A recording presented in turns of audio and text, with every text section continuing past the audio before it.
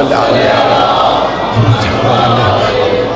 اہل بیت طیبین الطاہرین المعصومین المنتجبین المظلومین الذین اذهب اللہ عنہم الرجس وطہرہم تطہیرا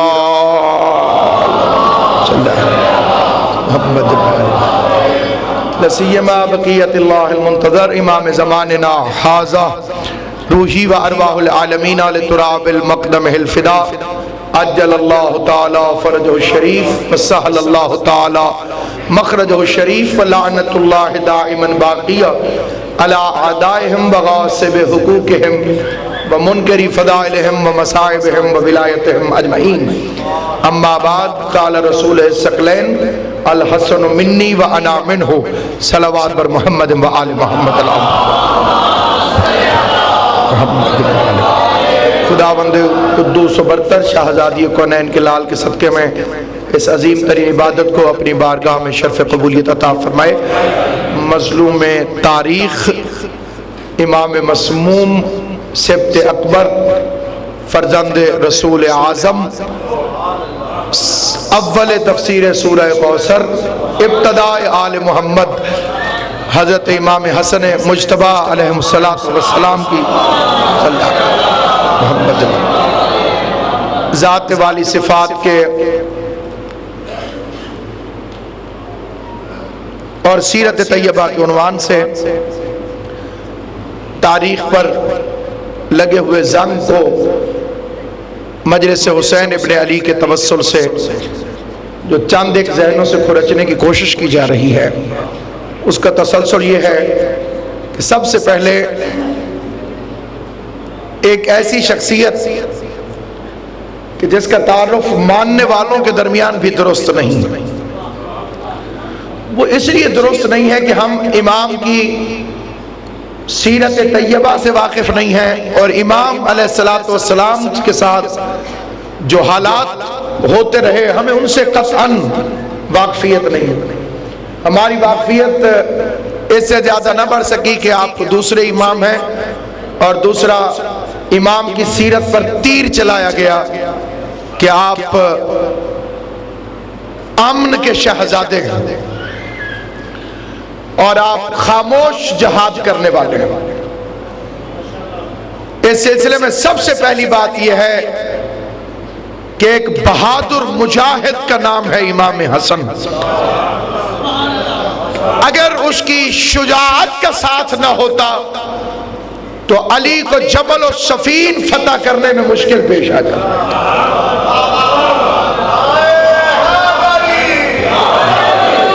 وقت بڑا مختصر ہوتا ہے، اس سے ذرا جلدی کیجئے کہ صفین اور جمل کی جنگیں گواہ ہیں کہ شجاعت امام حسن علیہ السلام شامی واقف تھے اس کی شجاعت سے، معاویہ لرزتا تھا اس کی طاقت و قوت کے ساتھ۔ تو سامعین گرامی قدر یہاں پر یہ بات قابل ذکر ہے کہ جب حضرت محمد ابن حنفیہ کو امیر المومنین علیہ السلام نے جنگ صفین میں میدان میں لڑنے کے لیے بھیجا تو آپ کے یہ فکر تاریخ میں محفوظ ہے کہ اے محمد ابن حنفیہ اپنے بازوؤں کی طاقت پر بھروسہ نہ کرنا، بھروسہ صرف اللہ پر کرنا اور اپنے چبڑے کو چبڑے پر جما کے رکھنا اور پہلی صف پہ حملہ کرنا تو نگاہیں تیری آخری صف پہ ہوں اور پہاڑ پیچھے ہٹے لیکن تو پیچھے نہ ہٹنا۔ تو محمد ابن حنفیہ صفین میں جاتے ہیں، میدان میں جا کے لڑتے ہیں اور سامنے 50,000 کے دستے نے تیروں کی بوچھاڑ کر دی اور جب تیروں کی بوچھاڑ ہو گئی تو اس پہ علی کا بیٹا تھا، بھاگا تو نہیں لیکن ماں کے دودھ کی تاثیر کی وجہ سے آگے بڑھنے سے رک گیا۔ حضرت محمد ابن حنفیہ رک گئے، پیچھے تو نہیں بھاگے لیکن آگے بڑھنے سے بھی رک گئے۔ بار رکنا تھا کہ ایک مرتبہ محمد ابن حنفیہ فرماتے کہ میں نے دیکھا کہ بجلی کی رفتار سے امام حسن میرے پہلو سے گزر گئے اور مجھے سوچنا پڑا کہ یہ میرا بھائی ہے یا میرا بابا ہے۔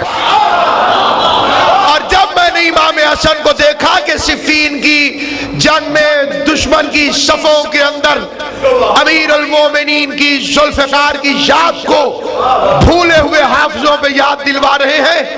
اور جب شام کو جنگ ختم ہو گئی اور واپس آئے تو اب تاریخ کے یہ فکرے ہیں کہ امیر المومنین نے دیکھا محمد ابن حنفیہ کے چہرے پہ شرمندگی تھی اور وہ اپنی نگاہوں کو جھکائے کھڑے تھے۔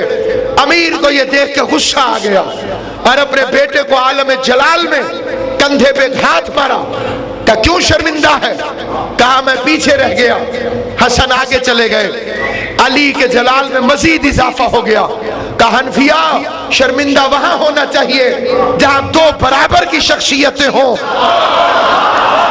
امیر المومنین اے حنفیہ وہاں شرمندہ ہونا چاہیے جہاں دو برابر کی شخصیتیں ہوں، اور پھر کوئی پسپا ہو جائے تیرا حسن سے کیا مقابلہ؟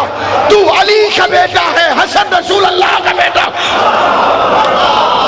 تو علی کا بیٹا ہے اور حسن رسول اللہ کا بیٹا۔ تو اب ایسے بہادر امام کے متعلق یہ کہنا کہ امام جی شلو پسند تھے، بڑے شلو پسند تھے، اور معاذ اللہ ہمارے دیگر لوگوں کے ذہن میں تو یہ ہے کہ صابر بھی نہیں تھے۔ اور اس کے لیے وہ واقعہ پیش کرتے ہیں کہ جب امیر المومنین علیہ السلام کے جسد طاہر کو تابوت میں لے کر لے جایا گیا تو مولا نے پوچھا جس کے ہاتھ میں وہ اونٹ کی مہار دی تابوت والی، جس پر مولا علی کا تابوت رکھا ہوا ہے، کہ تو کون ہے؟ تو یہاں پر ہمارے برادران اہل سنت کی اکثریت کے پاس یہ نظریہ باطل ہے کہ حسین نے صبر کیا، حسن بول پڑے، اس لیے امامت جو ہے وہ امام حسین علیہ السلام کی نسل میں چلی گئی اور امام حسن کی نسل میں نہیں۔ تاریخ عصمت میں دو جوڑے از روئے فرمان پیغمبر بالکل برابر ہیں۔ یہ دو جوڑے پیغمبر نے برابر بنائے، ایک علی و فاطمہ، ایک حسن اور حسین۔ یہ پیغمبر کا بنایا ہوا وہ برابر کا جوڑ ہے۔ لوگ کہہ سکتے ہیں جناب امام حسین کی نسل میں تو امام آئے، امام حسن کی نسل میں بھی امام آئے، ایسا نہیں ہو سکتا کہ امام حسین کی نسل میں امام ہو اور امام حسن کی نسل میں نہ ہو۔ روزے کی حالت ہے، آپ گھبرائیے گا نہیں، امام 12 ہی رہیں گے، لیکن نسل امام حسن میں بھی امامت موجود ہے۔ سامعین گرامی قدر، اللہ نے مرج البحرین یلتقیان کی تفسیر کو آگے کیا۔ امام حسن کو ایک بیٹی عطا فرمائی جس کا نام ہے فاطمہ بنت امام حسن، اور امام حسین کو بیٹا دیا جس کا نام ہے علی ابن الحسین، اور علی و فاطمہ اس صحن میں پھر اکٹھے ہو گئے اور پھر مرج البحرین یلتقیان ہو گیا، پھر علی و فاطمہ کی شادی ہو گئی اور لولو والمرجان بن کے محمد باقر دنیا میں آ گئے۔ جس طرح محمد کی نسل فاطمہ زہرا سے چلی ہے، ویسے حسن کی نسل میں امامت فاطمہ بنت امام حسن۔ تو اب امام پنجم وہ فرزند ہیں امام حسن کے بھی اور امام حسین کے بھی، اور یہی وہ سوال ہے جو ایس ایم ایس پہ گردش کرتا رہتا ہے، وہ کون سی بی بی ہیں جن کا باپ امام، دادا امام، چچا امام، ششر امام؟ تو وہ ایک ہے فاطمہ بنت امام حسن، 8 اماموں کی ماں، معصوم کی دختر، تو شہزادی کا یہ کردار ہے۔ اور یہاں پر سامعین گرامی قدر جو یہ کہا جاتا ہے کہ امام حسن نے کیوں پوچھ لیا گھوڑے سوار سے کہ تو کون ہے، اس کی حقیقت عرض کرنا چاہتا ہوں۔ اس کی حقیقت یہ ہے کہ واقعی یہ کائنات کا عجیب جنازہ ہے۔ امیر نے فرمایا کہ تابوت میں رکھنا، اونٹ پہ رکھنا اور چل پڑنا غرہ کی جانب، جو نجف اشرف ہے اس کا نام غرہ، اس کی طرف چل پڑنا۔ یہ وہ قبرستان جسے حضرت امیر المومنین علیہ السلام نے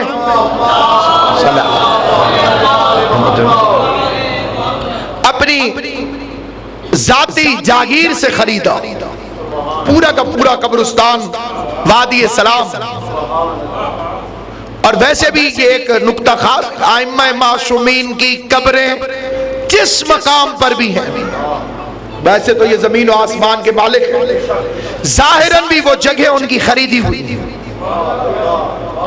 کربلا کو امام حسین علیہ السلام نے خریدا، یہ روایت مشہور ہے۔ سامرہ میں، قازمین میں، ہر جگہ پر جس مقام پر مزار اطہر موجود ہے، ظاہراً بھی خریدا گیا ہے، اور باطناً تو کائنات کے مالک ہی ائمہ معصومین ہیں۔ اور بالخصوص جس مقام پر قبر حضرت سید الشہداء ابی عبداللہ امام حسین علیہ السلام ہے، یہ تین طرف سے امام حسین کی ملکیت ہے۔ پہلی طرف ابو تراب کے فرزند ہیں، دوسری کہ خود خرید کیا، تیسری حضرت ابراہیم علیہ السلام کا گھر تھا یہ ارمیہ، جس کا ذکر انجیل میں اور توریت میں آیا۔ ارمیہ یہ محلہ تھا حضرت ابراہیم علیہ السلام کا، فلسطین ہجرت سے پہلے یہ گھر ہے حضرت امام حضرت ابراہیم علیہ السلام۔ اور کیونکہ وارث ابراہیم ہے حسین ابن علی، تو حسین ابن علی اپنے گھر بیٹھے ہوئے تھے۔ اب بتاؤ کہ جارحیت کرنے کے لیے کون آیا؟ یہ ایک فلسفہ ہے جسے امام کائنات میں تاریخ میں لکھوانا چاہتے تھے کہ جارحیت وہ کرتا ہے جو کسی کے گھر پہ حملہ کرنے کے لیے آئے۔ اور یہ بھی ایک باتیں کئی شاخیں نکلتی جاتی ہیں، اور ظاہر ہے کہ بشری حافظہ ہے، یہ کسی وقت فراموش ہو سکتی ہے کوئی بات، لیکن میں چاہتا ہوں کہ جو بات سامنے آتی جائے وہ میں آپ کی خدمت میں عرض کرتا جاؤں۔ بنی امیہ کی اور بلکہ یہ فکرہ چھوٹا ہے، نمائندگان شیطان کی اول سے لے کے آخر تک یہ کوشش رہی تھی کہ کسی طرح سے ائمہ معصومین کو تلوار اٹھانے پہ مجبور کر دیں۔ یہ ایک باقاعدہ سازش تھی، ورنہ کوئی بھی کمزور سے کمزور شوہر ہو، اس کے سامنے اگر کوئی اس کی بیوی کو تعزیہ نہ مارے وہ لڑے گا۔ یہ جذبات بشری ہے، اور جو علی نے فرمایا وہ تقاضا عصمت تھا۔ امیر تاریخ کو خراب نہیں ہونا دینا چاہتے، تلوار چاہتے اٹھا لیتے، ورنہ جو اگر بیعت کے لیے تلوار اٹھائی تھی، گھر جلا دیا تھا، دروازہ توڑ دیا تھا، تو جب علی نے دربار میں جا کے بیعت کا انکار کیا پھر چھوڑ کیوں دیا؟ اگر آپ کو بیعت چاہیے، آپ ایک بندے کو اریسٹ کر کے لے کر آئے ہیں اور آپ نے رستے میں جو آیا گرا دیا، خانہ بطول کا احراق کر دیا، آگ لگا دی، تو اب آئے ہیں تو اب بیعت لیجئے۔ علی نے انکار کر دیا، چھوڑ دیا۔ ایسے بڑے بادشاہ کے گلے میں رسی ڈل جائے اس سے امامت کو کوئی فرق نہیں پڑتا۔ اس سے پہلے ابراہیم کے ہاتھ پاؤں میں بھی رسیاں باندھی گئی ہیں، تو اگر ہاتھوں میں رسیاں باندھنے سے عہدہ الہی کو فرق پڑتا ہے تو پہلے ابراہیم کی نبوت کا انکار کرنا پڑے گا۔ البتہ رسیاں باندھنے والا نمرود ہوتا ہے۔ تو یہ معصوم کا کیریکٹر اور یہ ائمہ معصومین کا کردار، یہ ہے امیر المومنین کی شجاعت۔ خالی خیبر اڑانا علی کی شجاعت نہیں۔ ایک انگریز کا معقولہ بہت مشہور ہوا اور واقعتاً اس نے کمال کر دیا یہ دو فکرے لکھتے ہوئے۔ اس نے کہا کہ میں علی کی شجاعت سے حیران ہوں، پرائے شہر میں گلے میں رسی برداشت ہو سکتی ہے، اس نے اپنے شہر میں گلے میں رسی کو امامت کے تقاضوں سے برداشت کیا کہ شرارت ادھر سے ہوگی، ادھر سے کوئی بے اصولی نہیں ہوگی۔ اگر خاصا جو اس نے دوسری بات امیر کی شجاعت کی کہی، چونکا دینے والی بات ہے، خدا کی قسم۔ کہتا ہے علی اس بہادر کا نام ہے، علی میرے مولا کی شجاعت کو بیان کر رہا ہے۔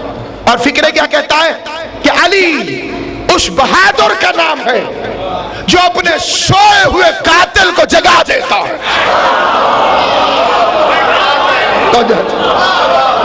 غور ہے یا نہیں آپ؟ مولا سونے دیجئے، قاتل ہے۔ امیر المومنین کو معلوم تھا یہ میرا قاتل ہے، لیکن اپنے سوئے ہوئے قاتل کو جگایا، اور خالی جگایا نہیں، امر بالمعروف کیا، اٹھ نماز پڑھ۔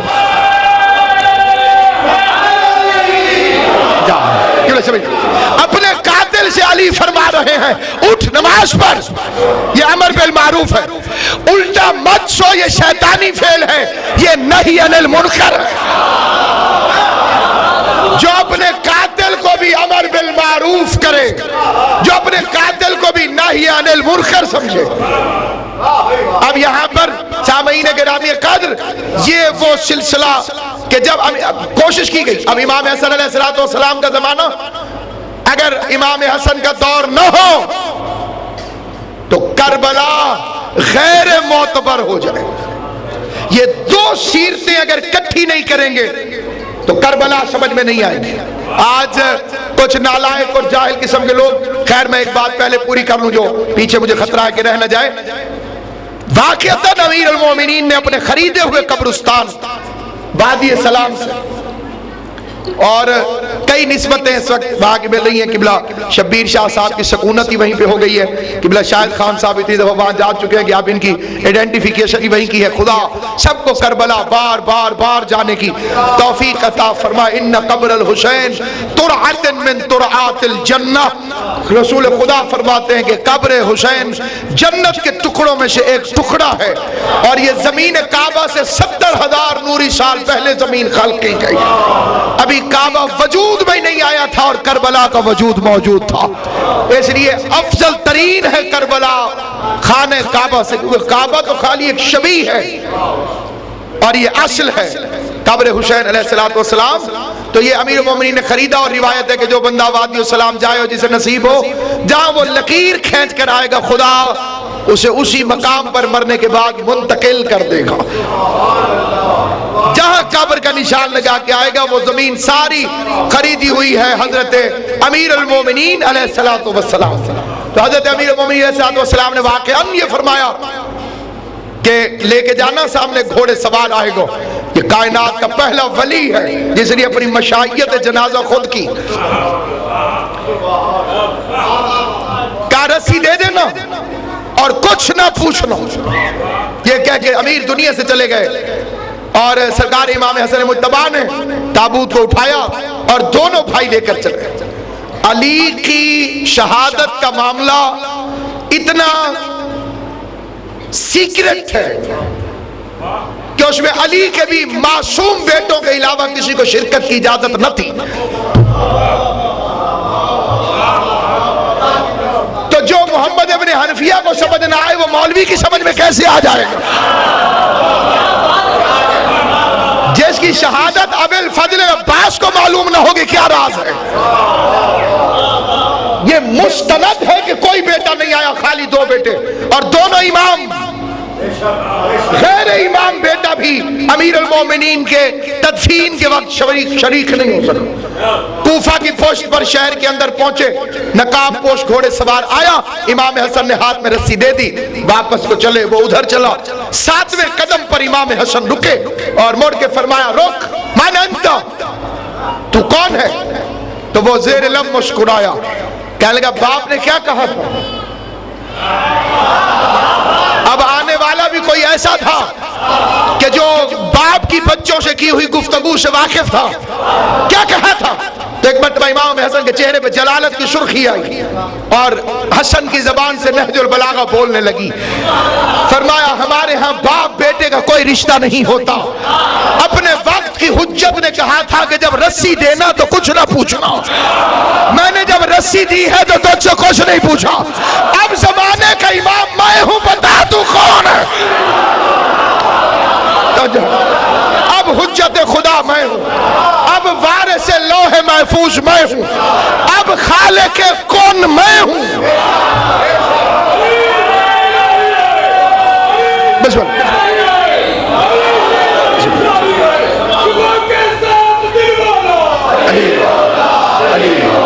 یہ فکرہ توہین ہے کہ علی کون پر قادر ہے، کون پر تو اس کا اصلی شیعہ قادر ہو جاتا ہے، علی خالق کون ہے،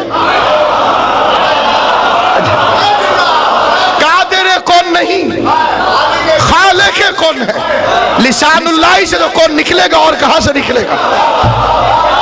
اور یہی وہ بات ہے کہ جس کو آل محمد کی مہربانی سے اسی آپ کے شہر کا ایک بہت بڑا اہل حدیث عالم دین، اور اس نے ٹیلی ویژن پر جب میں نے مولا امیر المومنین کو وجہ اللہ کہا اور اس نے ناراضگی کا اظہار کیا، اور وہ چینل والے بھی بڑے سمجھدار تھے، انہوں نے ایڈیٹنگ بھی نہ کی، وہ جھگڑا بھی بیچ کے اندر انہوں نے آن ایئر چلا دیا، تو میں نے انہیں کہا کہ الریاض النظرہ میں جو بات حضرت عمر تسلیم کر چکے ہیں، آپ ان سے بھی بڑے مجتہد ہیں کہ آپ انکار کر رہے ہیں۔ انہوں نے کہا جی انہوں نے کیسے تسلیم کیا؟ تو وہ جو قرآن توراف کی روایت میں نے پڑھی کہ کسی شخص نے عورتوں کی طرف دیکھنا شروع کیا، امیر المومنین نے 3 مرتبہ روکا کہ تو طواف کعبہ کر رہا ہے، حیا کر، غیرت اسلام کی طرف مت نکاح کر، نہیں رکا تو امیر المومنین نے تھپڑ مار دیا۔ تھپڑ مارا تو وہ شکایت لے کے حضرت عمر کے پاس آیا کہ علی نے مجھے ناجائز تھپڑ مارا ہے، تو حضرت عمر نے اسے ایک اور تھپڑ مار دیا اور فرمایا کم بخت، اللہ کی آنکھ نے تجھے گناہ کرتے دیکھا ہے اور اللہ کے ہاتھ نے تجھے سزا دی ہے، جیسے تھپڑ مارا ہے وہ ید اللہ ہے، اور جس سلامت و آباد و شاد رہے۔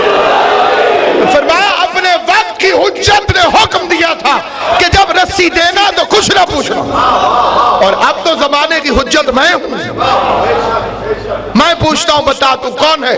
تو اس نے نقاب الٹ دیا، خود امیر المومنین سامنے کھڑے ہوئے تھے، سینے سے لگایا اور فرمایا واقعی اللہ نے تجھے امامت کے لیے اہل چاہا تو چنو،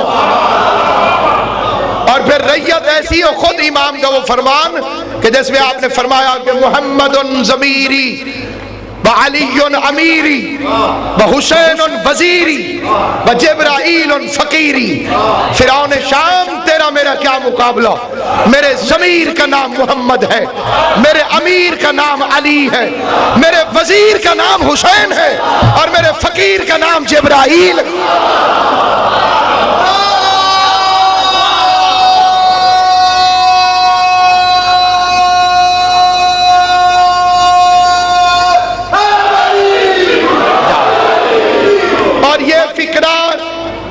میں سمجھتا ہوں کہ اس تقریر کا لینڈ مارک ہے حضرت سرکار علامہ نکن صاحب قبلہ کا فقرہ، پورا دفتر ہے، ایک دفتر، پوری کتاب آپ کوئی پڑھ لیں اور نکن صاحب کا صرف ایک فقرہ یہ پڑھ لیں، یہ ایک فقرہ سمجھ میں آ جائے، کتاب جتنا علم آپ کو آ جائے گا، یہ ایک فقرہ۔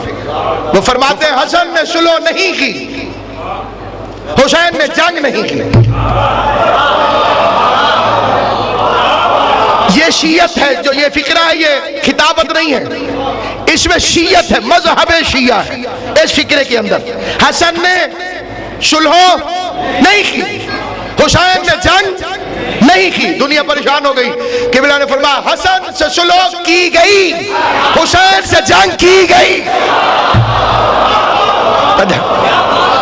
دونوں سے کیے جانے والے سوال مختلف تھے۔ حسن سے حکومت مانگی گئی تھی، حسین سے بیعت مانگی گئی تھی۔ اب سوال مختلف کرتے ہو اور پھر کہتے ہو کہ جواب مختلف کیوں ہے؟ اگر وہی سوال تو امام حسن سے کرتے جو امام حسین سے کی تھی تو کربلا برپا ہو جاتی۔ ایک بندہ ڈاکٹر کے پاس گیا، اس نے اپنا چیک اپ کروایا، سارا چیک اپ کرنے کے بعد ڈاکٹر نے کچھ دوائیاں لکھ کے دے دی کہ یہ کھاؤ یہ کھاؤ یہ کھاؤ۔ 10 سال تک وہ دوائی کھاتا رہا، اس کے بعد پھر ڈاکٹر کے پاس گیا، جس ڈاکٹر کے پاس اب گیا اس نے کہا کہ آپریشن ناگزیر ہے۔ اب بندہ سکرات بکرات بن جائے کہ وہ ڈاکٹر ٹھیک تھا کہ یہ ڈاکٹر ٹھیک ہے، وہ بڑا اچھا تھا، اس نے تو دوائیاں دے دی تھی اور یہ کہتا ہے آپریشن ہوگا، تو بندے کہیں گے کہ ڈاکٹر دونوں ٹھیک ہیں، تو جہالت سے کام لے رہا ہے۔ پہلے ڈاکٹر نے جب چیک کیا تھا تو مرض اتنا زیادہ نہیں تھا کہ آپریشن ہو جائے، اس وقت مرض دوا سے کنٹرول ہو سکتا تھا، اور دوسرے دیکھا کہ آپریشن کے بغیر کوئی چارہ نہیں، تو جب زمانہ امام حسن تھا تو آپ نے دیکھا کہ معاویہ کی منافقت کو صلح سے بے نقاب کر دینا ضروری ہے، اور حسین نے دیکھا کہ کربلا والے آپریشن کے بغیر گزارا نہیں ہوتا۔ یہ کہا جا سکتا تھا کہ چانس نہیں دیا گیا، آل محمد تھوڑا سا چانس دیتے، ایک طرف سیاست دنیا، فریب کاری شیطان، رشوت اور اس کے جتنے فیکٹ ہیں وہ پچھلی تقریروں میں میں نے آپ کی خدمت میں عرض کی ہیں۔ سب سے پہلے دشمنی ولایت، کہ اگر ولایت آل محمد کو تسلیم کر لیں گے تو حکومت کرنے کا حق نہیں رہتا۔ ولایت کی مخالفت اسی لیے کی گئی کہ کہیں حکومت آل محمد کے حوالے نہ کی جائے، تو جہاں جہاں گردن میں حکومت کرنے کا سریہ ہوتا ہے وہاں وہاں علی کی ولایت کا انکار ہوتا ہے کہ کہیں میرے تھانے داری ختم نہ ہو جائے، کہیں میری چودراہٹ ختم نہ ہو جائے۔ یہ پہلا فیکٹ تھا حضرت امام حسن علیہ السلام کے زمانے میں جو مشکلیں وراثتاً امام کے پاس آ رہی ہیں۔ پہلا ولایت کا انکار۔ دوسرا وضع حدیث کا فتنہ، جیلی حدیث ساز پیدا کیے جا رہے ہیں اور جنہوں نے کاتب وحی قرار دے دیا۔ ام المومنین حضرت عائشہ نے مجلس سننے کے یہ آداب نہیں ہے جو آپ نے کیا ہے، یہ غلط ہے۔ جو بات معرفت ہوتی ہے وہ معرفت ہوتی ہے، اس پر میں تشریح بھی نہیں کروں گا، مجلس کے بعد آپ مجھ سے ملیے گا۔ سامعین گرامی قدر، ائمہ معصومین نے ان کے ساتھ گزارا کیا ہے آپ حضرات کو معاشرے کے اندر زندہ رکھنے کی خاطر۔ 6 مرتبہ امام صادق سے بندے نے پوچھا آپ کو ام المومنین عائشہ کے متعلق کیا خیال ہے؟ امام نے سکوت اختیار کیا۔ تو سکوت جو ہے وہ بہت بڑی چیز ہوتی ہے، اس لیے معاشرے کو سمجھیے اور معاہدہ حسنہ کو سمجھیے اور اپنے پیغام کو پہنچائیے، نہ کہ ان کی طرح کے جس طرح سے ایک ہوشیار وکیل کا طریقہ ہوتا ہے کہ وکیل مخالف کو غصہ دلا دے تاکہ وہ اپنے موضوع کی طرف آئی نہ اور الٹی پلٹی باتیں کرنے لگے۔ تو رازم کی باتیں اور ہوتی ہیں اور بازم کی باتیں اور ہوتی ہیں۔ جہاں پہ آپ کی خدمت میں یہ عرض کرنا چاہتا ہوں 2300 حدیثیں ام المومنین حضرت عائشہ نے معاویہ کے فضائل کی بیان کی جن کا سرے سے کوئی وجود ہی نہیں تھا۔ اسی زمانے میں اسے کاتب وحی کریٹ کر دیا گیا کہ یہ کاتب وحی ہے، اور یہ نہ سوچا گیا کہ جس نے فتح مکہ کے وقت مصلحتاً کلمہ پڑھا۔ اب فتح مکہ کے بعد آیتیں کتنی آئیں جو یہ صاحب لکھتے تھے؟ پہلے تو ان آیتوں کو کاؤنٹ کیجئے۔ غدیر میں وحی کا سلسلہ بند، ختم۔ الیوم اکملت لکم دینکم واتممت علیکم نعمتی ورضیت لکم الاسلام الدین، اور اس کے بعد یہ سیکنڈ لاسٹ آیت ہے، اور لاسٹ آیت جو آئی الیوم یائس الذین کفروا من دینکم، آج کافر تیرے دین سے مایوس ہو گئے۔ الیوم، فصاحت قرآن سے بڑی کیا فصاحت ہوگی؟ الیوم یائس الذین کفروا من دینکم، آج تو اتنی سخت عید ہے غدیر کہ جو کافر کبھی مایوس نہیں ہوا اسے علی کی ولایت سے مایوسی ہو گئی، اور مایوس وہ ہوتا ہے جس کے منصوبوں میں پانی پھر جائے۔ پورے سقیفے کی موت واقع ہو گئی غدیر سے۔ تو اب یہ موضوع پھر دوسری طرف چلا جائے گا اور سوئی روزے داروں کے احترام میں تیزی سے بھاگتی چلی جا رہی۔ تو سامعین گرامی قدر، آج تو آپ کے ہاتھوں میں بھی کھجوریں ہیں ماشاءاللہ، خدا خیر کرے گا محمد و آل محمد کے صدقے میں۔ بالکل مسجد نبی یاد آ گئی جہاں عصر کی نماز کے بعد لوگ کھجور ہاتھ میں لے لیتے ہیں، خدا نہ خواستہ کہیں مکروہ نہ ہو۔ تو سامعین گرامی،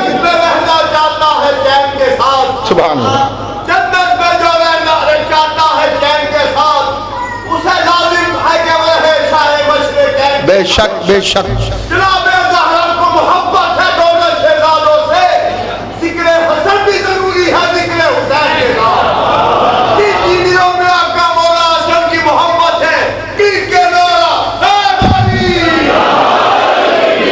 عربی میں بڑے حسین کو کہتے ہیں حسن۔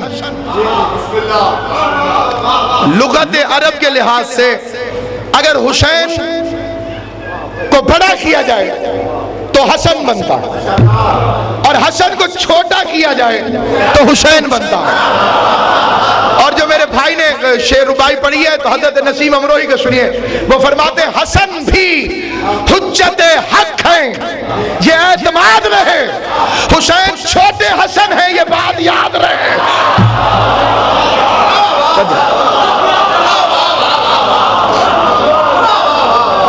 تو اس لیے سامعین گرامی قدر سبت اکبر کا تذکرہ ہے، اور آپ کی توجہ چاہتا ہوں وضع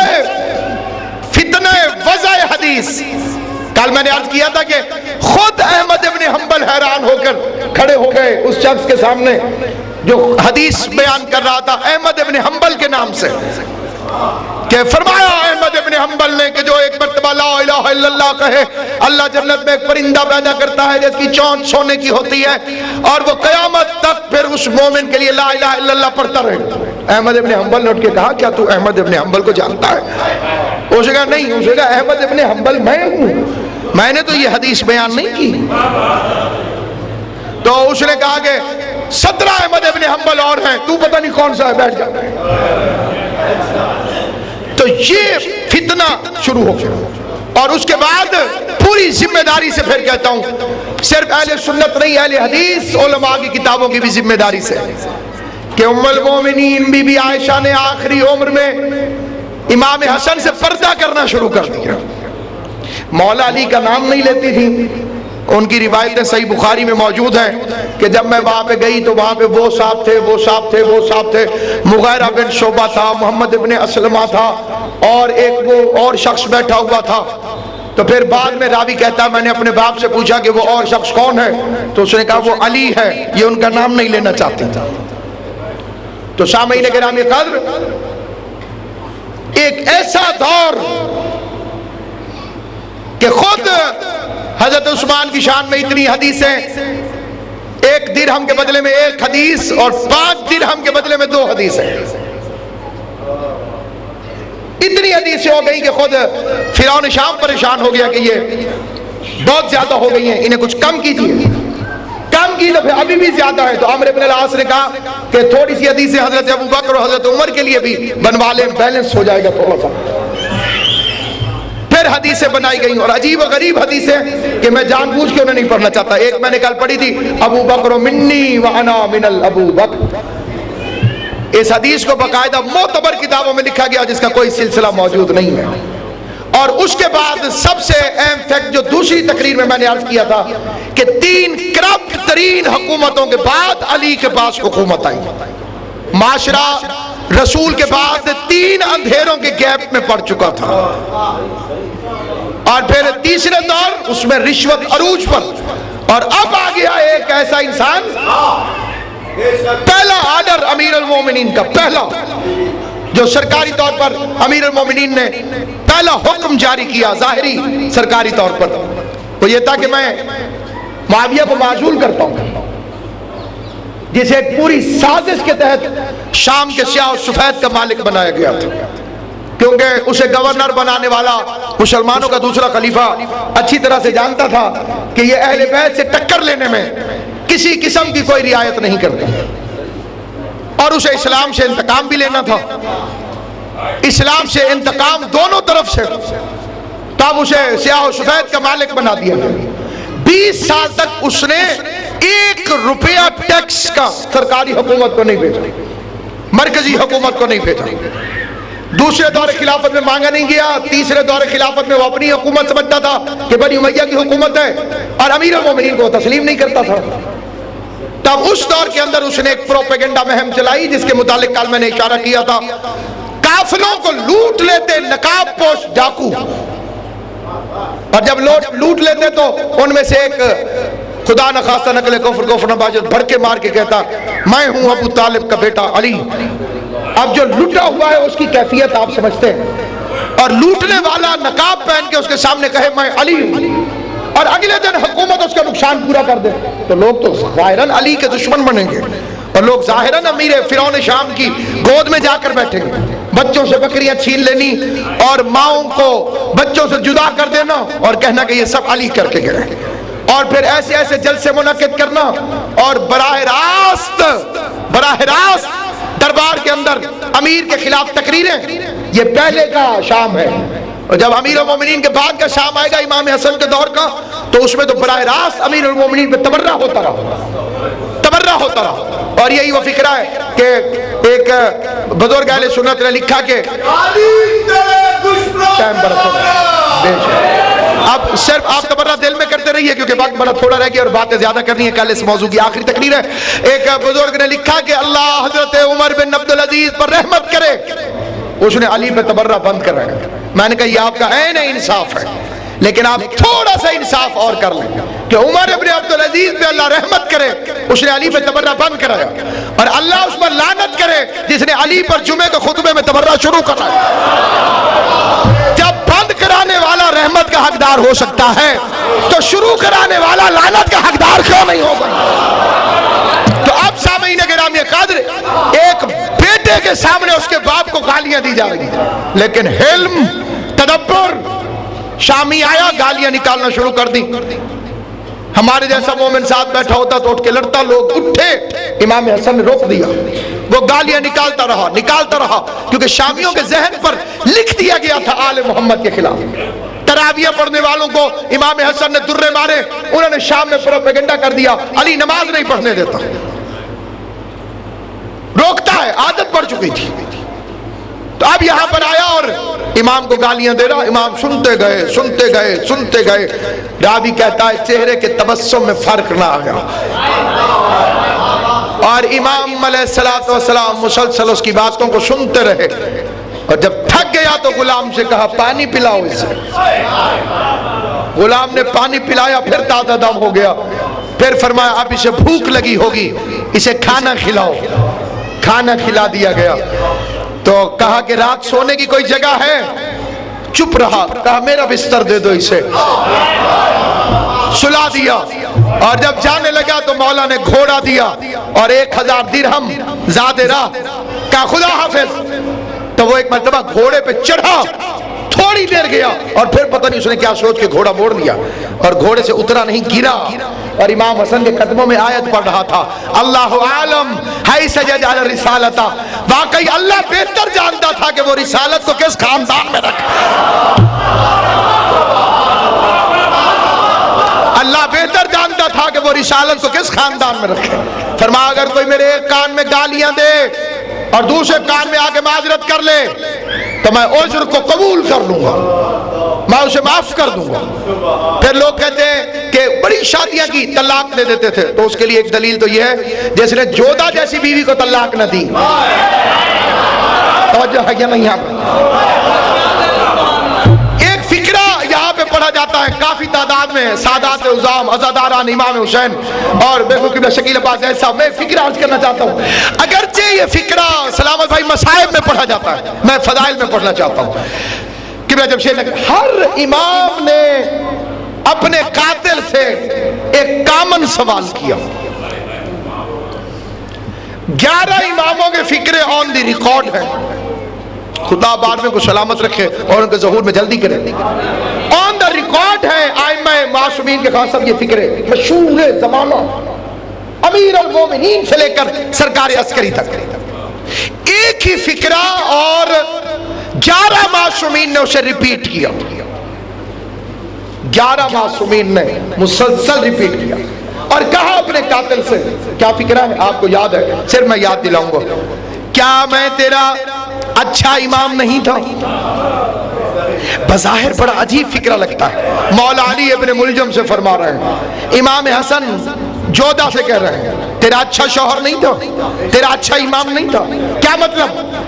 قاتل کی بھی جرت نہیں ہوئی کہ کردار میں کوئی عیب نکال سکے۔ لوگ منصب پہ ریفرینڈم کرواتے ہیں، آل محمد اپنے کردار پر ریفرینڈم کرواتے ہیں، اپنے کردار پر ریفرینڈم۔ پھر یہ سوال پیدا ہوتا ہے جب امام کو معلوم تھا کہ یہ جودہ میری قاتل ہے تو آپ نے اسے شادی کیوں کر دی؟ دیکھیے ائمہ معصومین علیہ السلام نے جو اپنی حیات طیبہ گزاری ہے، زندگی رہی تو کل میں آپ کی خدمت میں امام حسن علیہ السلام کا معاش کیا تھا اس پر عرض کروں گا، کیونکہ انہوں نے بیت المال کے خزانے کبھی استعمال نہیں کیے۔ طلحہ و زبیر نے ایک دن ووٹ دیا مولا کو اور اگلے دن آ کے بصرے کی گورنری کا سوال دل میں لیے ہوئے، ابھی زبان سے کہا نہیں تھا کہ مولا گورنر بنا دیں، دل میں تھا کہ کل ووٹ دیا ہے تو آج جائیں گے تو گورنری مل جائے گی۔ آئے اور جب وہاں پہ پہنچے تو امیر کچھ لکھ رہے تھے، چراغ جل رہا تھا۔ فرمایا کیا کام ہے؟ ذاتی کے سرکاری؟ کہا مولا ذاتی، علی نے چراغ بجھا دیا۔ قرآن کی قسم، علی نے چراغ نہیں بجھایا تھا، خالی چراغ نہیں بجھایا تھا، علی نے ان کی امیدوں کا چراغ بجھا دیا تھا کہ جو ذاتی کام کے لیے تیل نہیں جلنے دیتا وہ ووٹ کے پیچھے گورنری کیسے دیتا۔ اور یہی وجہ ہے کہ جب ظاہری حکومت پر امیر تشریف فرما ہوئے، فرسٹ آرڈر، پہلا حکم، معاویہ کو معزول کرتا ہوں۔ بڑے قریبی اور بڑے مخلص ساتھیوں نے مشورہ دیا، مولا اتنا فاسٹ نہیں، اتنا تیزی سے نہیں چلے، ذرا آرام سے۔ یہ تو نون والے کر سکتے ہیں اتنی جلدی گورنر کے خلاف کاروائی۔ انہوں نے کہا مولا آپ نہ کریں، آپ رک جائیے، تھوڑے دن دے دیجئے، اس کے بعد کام ٹھیک ہو جائے گا۔ خدا کی قسم، علی کا فکرہ میرے ہر امام کی سیرت کا آئینہ ہے۔ میرے مولا نے فرمایا عدل یا گوشہ نشینی، ابو طالب کے پاس تیسرا رستہ کوئی نہیں۔ اس فکرے کی گہرائی پر سوچئے گا کہ امیر المومنین نے کیا ارشاد فرمایا ہے، یا علی عدل کرے گا یا گوشہ نشین ہو جائے گا، علی کے پاس تیسرا رستہ کوئی نہیں ہے۔ تو یہی وجہ ہے سامعین گرامی، حالانکہ اس کو رام کرنا بڑا آسان تھا، خالی کہتے تھے کرتا رہے گورنری، تو کوئی مسئلہ نہیں تھا۔ صوبہ ٹکرایا مرکز کے ساتھ، نہیں شرک ٹکرایا کل ایمان کے ساتھ، کل دین کے ساتھ، اور پھر اس کے بعد 20 سال کی کمائی۔ سرحد حکومت کو بجلی کا ٹیرف دے رہی ہے حکومت، اس نے 1 روپیہ نہیں دیا تھا 20 سال تک، ساری دولت جمع تھی اس کے پاس، وَجَمَعَ مَالَهُ وَعَدَّدَ۔ پھر اس کے لیے ایک دوسرا صلح کرنے میں خطرناک ترین جو خوف تھا وہ تھا سلطنت روم کے ساتھ معاویہ کا دفاعی معاہدہ۔ مسلمانوں کے مال میں سے 10 لاکھ دینار دے کر اس نے روم کے ساتھ ایک دفاعی معاہدہ کیا کہ اگر شام پر کوئی حملہ کرے گا تو روم اس کا ساتھ دے گا، دفاع کرے گا۔ تو اب اگر یہ جنگ ہو جاتی، امام حسن علیہ السلام صلح نہ کرتے تو رومیوں کے ہاتھوں مسلمان مارے جاتے۔ روم تیار کھڑا تھا حملہ کرنے کے لیے، اور رومیوں سے اس کے جو جائز ناجائز تعلقات ہیں وہ کثیر تعداد کے اندر موجود ہے کہ فرعون شام 1 مہینے ایک جہاز بھرا ہوا مسلمانوں کی بیٹیوں کا وہ اس کمینے رومیوں کو بھیجتا تھا، اور ایک مرتبہ جب پھر جہاز آتا تھا 3 مہینے کے بعد تو پھر دولت سے بھر کے خراج دیا جاتا تھا۔ یہ وہ وجہ ہے جس کی وجہ سے قسطنطنیہ کی لڑائی مومنین نے جا کے لڑی مسلمانوں نے، اور یزید شکار کھیلتا رہا، عیاشی کرتا رہا، بھوک اور پیاس کی وجہ سے ایوب انصاری جیسا بوڑھا صحابی قلعے کی دیوار کے باہر بھوک کی وجہ سے مر گیا، اور اس کی قبر آج تک ترکی کے اندر قسطنطنیہ کے اندر وہاں پہ موجود ہے۔ تو سامعین کرام قدر، یہ باتیں تاریخ میں چھپی ہوئی ہیں، بھول کے بھی کبھی یہ فکرہ نہ کہیے امام امن، یہ توہین امام حسن ہے۔ پھر امام حسین کو امام جنگ کیوں نہیں کہتے ہو؟ نہیں، امام نہ امن ہے نہ جنگ ہے، امام وحی الہی ہے۔ یہ وحی الہی ہے، جدھر خدا چاہتا ہے۔ یہ زمانہ سیکھے کہ آل محمد نے کس انداز سے کن حالات کے اندر، پہلا روم کا خطرہ اور دوسرا خطرناک ترین خطرہ سردار خرید لیے گئے۔ لوگوں کو کوفے والوں کے خط یاد ہیں، وہ خط کوئی نہیں بتاتا جو فرعون شام نے امام حسن کو بھجوائے تھے کہ یہ تیری فوج کے سالاروں کے خط ہیں۔ ایسا آدمی 8000 کی فوج پر کھڑا تھا امام کے لشکر میں، جو آگے کہتا تھا حسن میں تیرا ساتھ دوں گا اگر تو توبہ کر لے اور اپنے باپ پر تبرہ کر۔ تو بتائیے امام حسن کیا کرتے ہیں؟ رات کے وقت جب ایک بندے نے آگے کہا السلام علیکہ یا عزل المومنین، مخلص تھا، فکرہ سخت پڑا اس میں، خدا اس کے معاملے کو معاف کرے۔ اگلے فکرے بتاتے ہیں کہ امام اس سے راضی رہے، اس کے ان فکروں سے ناراض نہیں ہوئے، کیونکہ لوگ ظاہری حالت کو دیکھتے ہیں، ظاہر ہے کہ امام نہیں تھے۔ مجھے آئے مومنوں کو ذلیل کرانے والا امیر میرا سلام. تو امام نے اسے قریب بلایا, کہا کتنے لوگ ہو تم؟ یہ مدائن کی بات. کہ مولا پورا مدائن فرزند رسول کی حمایت کے لیے تیار ہے. فرمایا تم 9 بندے لے کر آؤ, میں جہاد کروں.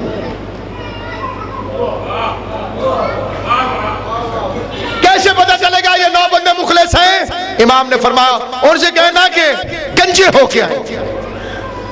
یہ بال کٹوانے کا جو عمل ہے ذیشان صاحب, اس سے بندے کا اصلی پتہ چلتا ہے کہ حقیقی اطاعت کرتا ہے کہ نہیں. اور اللہ نے یہی کام کیا حج کے موقع پر. پلے پلائے پیارے بال کٹوا دو اس کی راہ, اور جب تک بال رہے شیشہ نہ دیکھنا, اور جب بال ختم ہو جائیں اور چہرہ دیکھنے کو دل نہ کرے پھر جا کے شیشہ دیکھنا کہ کیسے لگ رہا ہے. اور یہی وجہ ہے کہ جب یزید کمینے نے شراب کے نشے میں امام زین العابدین کے متعلق گستاخی کرنا چاہی دربار کے اندر, اور فکر کہا یہ لڑکا کون ہے؟ تو زنجیروں میں کھڑا ہوا شیر ہنس پڑا, کہا میں وہ ہوں کہ جس کے نانا نے تیرے بڑوں کی ٹینڈ کروائی ہے. جو ہے کہ نہیں آپ حج کروا کے وقت اب نازک ہو گیا ہے, یہ باتیں انشاءاللہ یہیں سے میں کل آپ کی خدمت میں عرض کروں گا, لیکن یہاں پر اختتامی بات یہ عرض کر دینا ضروری سمجھتا ہوں کہ وہاں پر وہ گیا اور جب آیا تو اکیلا تھا, اپنی صرف اس نے بال منڈوائے ہوئے تھے. ربی بن کیس کہہ رہا تھا مولا میرے علاوہ مجھے کوئی نہیں ملا. تو کہا تو ایک ہے کیا تجھے مروا دوں؟ تو ایک ہے کیا تجھے مروا دوں؟ تو امام کی نگاہ میں جہاں شیعان علی کا تحفظ ہے, اور کل انشاءاللہ زندگی رہی تو میں اصلی ریفرنسز کے ساتھ سلو نامے کی شرائط بیان کروں گا. بکواس شامل کر دی گئی شرطوں کے اندر, اور ہماری کتابوں والے بھی بعد لکیر کے فقیر ادھر سے پکڑا اور ادھر چھاپ دیا. 1 لاکھ روپے مجھے دیتا رہے گا سالانہ. یہ معیار امام حسن ہے. حکومت چھوڑ رہا ہے اور 1 لاکھ روپے مانگ رہا ہے. یہ دنیا کو کہہ دیا کہ انہیں تو بس شادیاں چاہیے تھیں, انہیں تو بس پیسہ چاہیے تھا, بس پیسہ دیتے رہو میں شادیاں کرتا رہوں, انہیں حکومت سے کیا کام. یہ بنی امیہ کی سازش. اور آج کل کے زمانے میں ان باتوں کو عام کر دیا گیا. پہلی شرط تھی کتاب اور سنت رسول. صلح ہوتی انہی شرطوں پہ ہے جن پہ جھگڑا ہو. امام حسن نے اسے لکھوا لیا کہ نہ تیرا قرآن سے تعلق ہے نہ سنت رسول سے تعلق ہے. تو یہ ایک سب سے بڑی فتح ہے. ڈاکٹر پیام آدمی کے شعر پہ اکتفا ہوگی, آج مصائب نہیں ہوں گے. بالکل شب ولادت میں ہم پہنچ چکے ہیں. خدا آپ سب کو مبارک کرے. حضرت امام حسن علیہ السلام کے نزول پر نور کو ڈاکٹر پیام آدمی فرماتے ہیں توڑے ہیں تیری صلحوں نے باطل کے حوصلے, تو نے قلم سے کام لیا ذوالفقار کا. خدا بندہ محمد و اہل بیت محمد کے واسطے اس ذکر پاک کو اپنی بارگاہوں میں شرف قبولیت عطا. حضرت امام حسن علیہ السلام کی عزت و عظمت کا واسطہ جمیع مومنین و مومنات کے رزق میں برکت عطا, جمیع مومنین و مومنات کے گھروں پہ رحمت نازل فرما, جمیع بیمار مومنین و مومنات کو صحت کاملہ و عاجلہ عطا فرما, جمیع پریشان مومنین و مومنات کی پریشانیوں کو دور فرما. آمین ضرور فرمایا کریں. ایک عالم دین کی حکایت ہے کہ انہوں نے ان سے کسی کسان نے کہا کہ قبلہ دعا کیجئے بارش ہو جائے, فصلیں سوکھ رہی ہیں. تو قبلہ نے کہا یا اللہ بارش ہو جائے. کسان نے کہا آمین. اگلے دن قبلہ کے گھر بارش نہ ہوئی بلکہ قبلہ کے محلے علاقے میں بارش نہ ہوئی, اور کسان شکریہ ادا کرنے آیا, سرکار جل تھل ہو گئی. تو قبلہ نے فرمایا اللہ نے میری دعا کو قبول نہیں کیا, تیری آمین کو قبول کر لیا. تو نہیں معلوم کس کی آمین کو خدا قبول فرمائے. اور امام صادق فرماتے ہیں بخیل ہے وہ شخص جو برادر مومن کی دعا پر آمین نہ کہے, کیونکہ مانگنا اس نے ہے دینا اس نے ہے. یہ خالی آمین کی سپلائی بھی نہ کر دے تو یہ کتنی بخال ہو. تو خدایا سارے مومنین کی پریشانیاں دور فرما, سارے مومنین کی حاجات پوری فرما, سارے مومنین جو اولاد نرینہ کے لیے ترستے جناب سید کونین کی عزت و عظمت کا واسطہ انہیں اولاد نرینہ عطا. محمد و اہل بیت محمد کی عزت و عظمت کا واسطہ بالخصوص قبلہ شکیل عباس زیدی صاحب, خان نظر خان صاحب, نزاکت حسین شاہ صاحب, میں گناہگار مادر کو اور میرے بھائی کو اور میری ہمشیر اولاد نرینہ عطا فرما خدایا سادات عظام کی سرداری کو ہمیشہ آباد و شاد رکھ خدایا ہماری دعاؤں کو امام حسن علیہ السلام کے صدقے میں قبول فرما امام حسن کے دسترخوان کی خیرات ہمارے دسترخوانوں پہ نازل فرما ہماری عبادات کو قبول فرما اسوہ معصومین پر چلنے کی توفیق عطا فرما سیرت آل محمد کی پیروی کی توفیق عطا فرما اور میں ایک خصوصی گزارش کرنا چاہتا ہوں کہ 6:30 بجے ٹائم ہے انشاءاللہ میری آپ سے گزارش ہے کہ کل 6:30 سے 10 منٹ پہلے چھٹی کا دن ہے آپ حضرات بھی آ سکتے ہیں اور میں بھی انشاءاللہ 10 منٹ پہلے پہنچوں گا تاکہ تقریر اپنے آخری اختتامی واقعات پر پہنچ سکے اور حضرت امام حسن علیہ السلام کی بارگاہ اقدس میں ہم اپنا نظرانہ عقیدت زیادہ سے زیادہ پیش کر سکیں سامعین گرامی بانہ مجلس کی خدایا توفیقات میں اضافہ فرما مرحومین مومنین و مومنات کی مغفرت فرما اور جو زندہ مومنین و مومنات ہیں ہم کو شیعان امیر المومنین جیسے اعمال کرنے کی توفیق عطا فرما صراط مستقیم پہ قائم و دائم رکھ حضرت کے ظہور میں جلدی فرما حضرت کے ظہور کو ہمارے لیے باعث عافیت قرار دے عید ہے عید کے موقع پر سارے مرحومین شیعان امیر المومنین جو اس دنیا سے جا چکے ہیں ان کے لیے ایک مرتبہ سورہ فاتحہ کا تحفہ بھجوا دیں بسم اللہ